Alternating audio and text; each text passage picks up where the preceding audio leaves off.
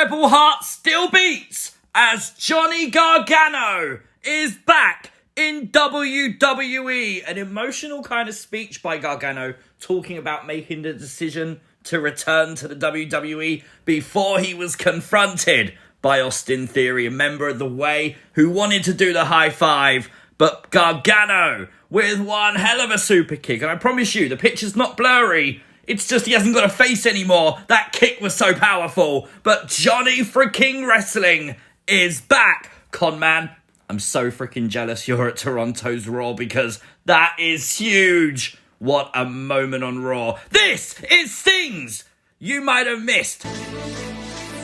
We interrupt this broadcast for an important message from Firefly Funhouse News. Newsbreak. Now you remember Bray Wyatt posting this on Twitter, right? Wrestling is not a love story. Well, today, Aliyah on Twitter actually pointed out, if you rotate it, it actually says WWE. Now, that's a little bit far-fetched until Bray Wyatt himself liked the tweet. Was he trying to be cryptic after all? Maybe the words weren't cryptic. Maybe the image was. That would be cool. Also, shout out to this guy. We want Bray or we Wyatt. I need that on a t-shirt. Newsbreak.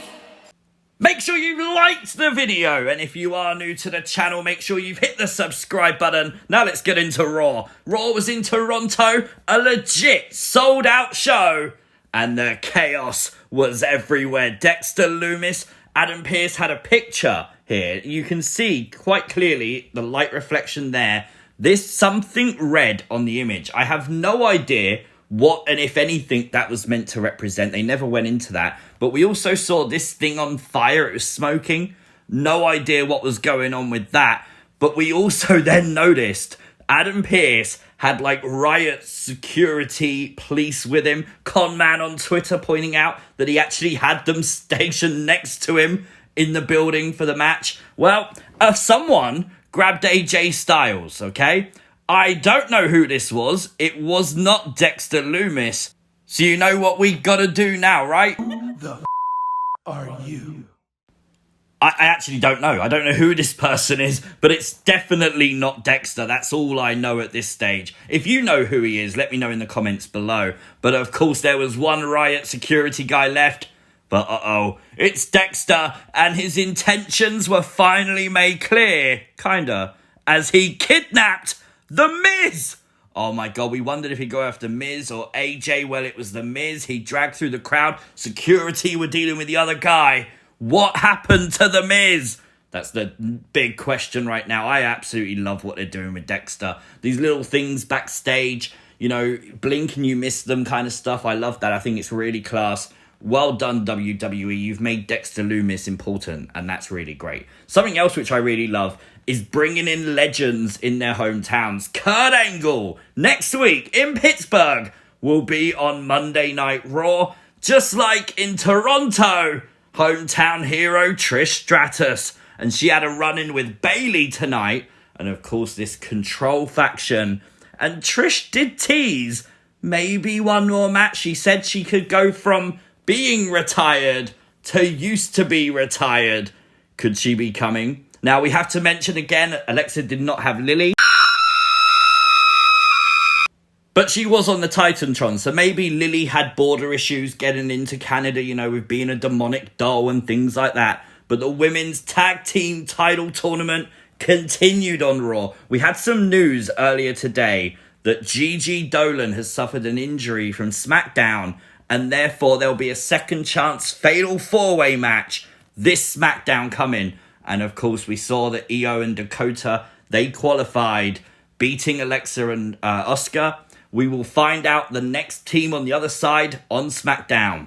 Finn Balor has a new theme. Really class as well. I don't think it's a Judgment Day theme. I think it's his because it says Prince on the top. And it was definitely for him because, well, they did his lighting and everything. Fans still going along with it. So that's very good. But I really like it. A little bit more metally, a little bit more rock. It definitely suits Hill Balor a lot more than his old theme song for sure. Now in Cardiff, there is these posters that have surfaced today for Clash at the Castle, which of course you're going to expect, right? Until you realise on the end, Is this an intergender 6-person tag that we're going to be getting for Clash at the Castle between the Mysterios and Edge? Balor, Priest and Rhea? Maybe, that would be cool, wouldn't it? Something different for a change. I also got to say, I love this CGI for Clash. Look at that. Instead of just putting the match graphic on screen, you got the dragon and everything. Oh, the castle, it looks class. Well done, WWE. That's amazing. Now, I like the fact WWE acknowledged the fact Dolph Ziggler is a 3-time all-conference wrestling champion in college. That's a pretty cool way to get him over and show he's legit. That's cool. But a lot of people are talking about what Dolph said. And I don't mean him bullying Finn. I mean what he said about the world. But I just wanted to help him, you know? He's got the world in his hands. Now, I don't think that's too much. I think it's just a thing to say, a phrase to say. But if you want to add it to the possible tease list, please, by all means, that's your right. Another hometown boy, Edge, got a huge reception tonight, rightfully so. His first match in Toronto in 10 years, which is huge. It's just great to see Edge being able to do this again. Always got to remember that where he was a few years ago. Of course, his match with Damian Priest. Did you catch Damian use Christian's kill switch? But nonetheless, I love the fact this was built as, you know, teacher versus the student. His first student, Damian Priest. Oh, the ending of the match, though, before the spear, Edge hit a Canadian destroyer, which I'm just most shocked WWE allowed a pile driver, a move that's been banned in WWE for a hell of a long time. But Raw closed with Edge's wife, Beth Phoenix, with a chair in hand, literally sizing down the Judgment Day, making them retreat. No physical contact. And a lot of people wondering now if Beth will be involved, but the poster doesn't show Beth Phoenix, so we'll have to wait and see what happens there. Now, you might have seen Kevin Owens has new merch on WWE Shop, and it's old merch, the KO. The duct tape KO shirts are back, and he was wearing it on Raw. He actually wore it on SmackDown on Friday as well. We did a video where he reunited with Sami Zayn, but he had a huge match with Chad Gable. Really, really good match. It was basically like a career resurgence for Kevin Owens, showing you what he can do, showing you he is that damn good. And you know what?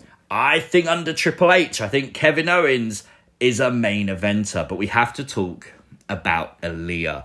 A rub from Trish tonight could not stop what happened. Aliyah, in her hometown, in a match against Bayley, got zero reaction. The match was silent as anything. No fake crowd noise to cover this one up. And it's a shame because this was Bayley's first TV match for a long time. And the fact even Bayley couldn't get the crowd going, you gotta wonder, man.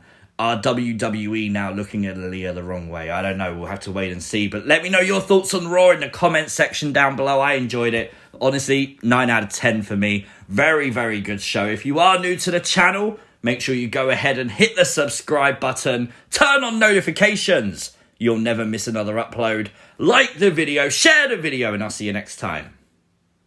Peace!